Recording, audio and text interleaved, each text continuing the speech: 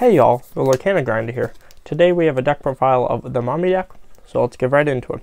Starting off, the deck plays 4 Sorcerer Mickeys, along with your 4 Brooms. This is one of the 2 engines in the deck that revolve around using Sorcerer Mickey to gain advantage with the Broom. On top of your other engine is the Aurora package, which these are just insane with the ability to have Ward to protect your dudes, and with both of them gaining you 2 lore whenever you put them on a quest. It's kind of really good, on top of Sorcerer Mickey also doing that. So those are your 2 engines. MAMI, standing for Mickey, Aurora, Maleficent, and then Inkwell, the ramp power of the deck. These 2 making up 2 of the letters, Aurora and Mickey. Next, you have utility cards. You have 2 Scars. Very powerful card, helps you out things late game. On top of it, you need some higher drop cards because with the ramp, you'll eventually get to a high enough Inkwell that you can play drops. The ability to -5 and then crash over something without having to lose your characters. Very solid. One of each item card. Realistically, you don't need too many items. The deck plays more heavy character-wise, card advantage. This is good to have 1-up. If you're able to get 1-up of the coconut basket, you can establish a lot of potential. It's not like card advantage, but it's heal advantage. And then White Rabbit's Pocket Watch, the ability to gain rush if needed, is pretty solid. They're not great, but with the draw power in the deck, being able to see 1 is sometimes enough that it can just help you in a rough spot. Next, you have the draw power of the deck. You have 4 Yzma. You have 4 Friends on the other side, and then 4 Develop the Brain, with 4 mid-range Maleficent. Yzma's pseudo draw power, because it lets you look at the top card of the deck, and once you're able to look at the top card of the deck, you can see if you want that as your next card. Friends from the other side, being able to draw 2, see 2 cards in your deck, very solid. Pairs very well with mid-range Maleficent, we'll explain about that later. Then you have Develop the Brain, very good early card, one of the best early cards in the game, being able to get a card essentially for free. But the option to see 2 of it's very good. And on top of all of these cards being inkable, Maleficent, a +1. That's like as insane as it gets. Like this is a +1, but this is a creature +1, which makes it even more insane. And then when it comes to like turn 4, the ability to drop a mid-range Maleficent.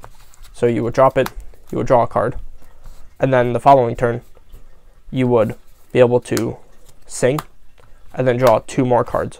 So off of these 2 cards, you ended up just gaining like a big +1 and a character on the field.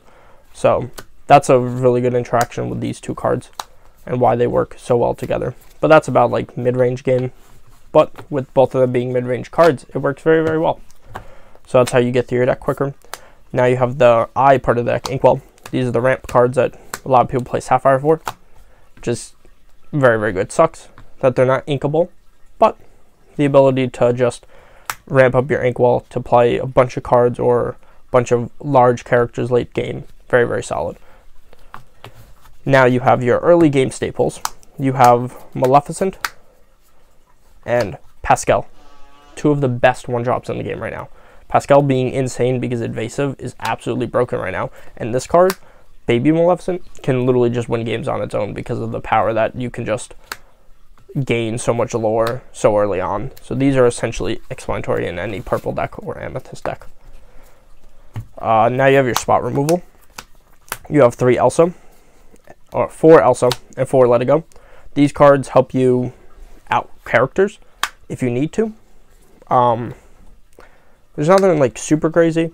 Being able to establish an Elsa early game is very good, because once the opponent starts playing characters, you can just start outing the characters very easily. Nothing really to be said about her. Very strong presence. So she's one of the main focal points in the strategy, being able to get her out early. And then Let It Go. This card is your only like big spot removal in the deck. So being able to out large characters that are pesky, or characters that are in a strategy that they choose not to quest, is very important. So this would be held if you're playing like a Stitch Turbo matchup. You would kind of make sure you see this card so that you're able to out the Stitch once it gets on the field, because if they're able to establish that Stitch, you end up just losing the game. Going over some overall thought process in the deck when you're having an opening hand. Like, your spot removal is very important. Trying to make sure you have a spot removal. Trying to make sure you have an early game. Trying to make sure you have an inkwell. You have your ways to draw cards, which is pretty solid, so that you can see your cards. These you don't focus on in your early hand because they're more utility and they come along later. But then you have your engines, which based on your opening hand is really the way that you're going to be playing the deck. If you see an Aurora, you're going to go more of an Aurora route. If you see the Mickey, you might go play a Mickey route, depending on what the rest of your hand is. But between these 5 categories of cards, it really gives you a nice little bit of diversity to seeing like how you want to build your opening hand. If you want to give ink very quickly, you can grab some ramp cards.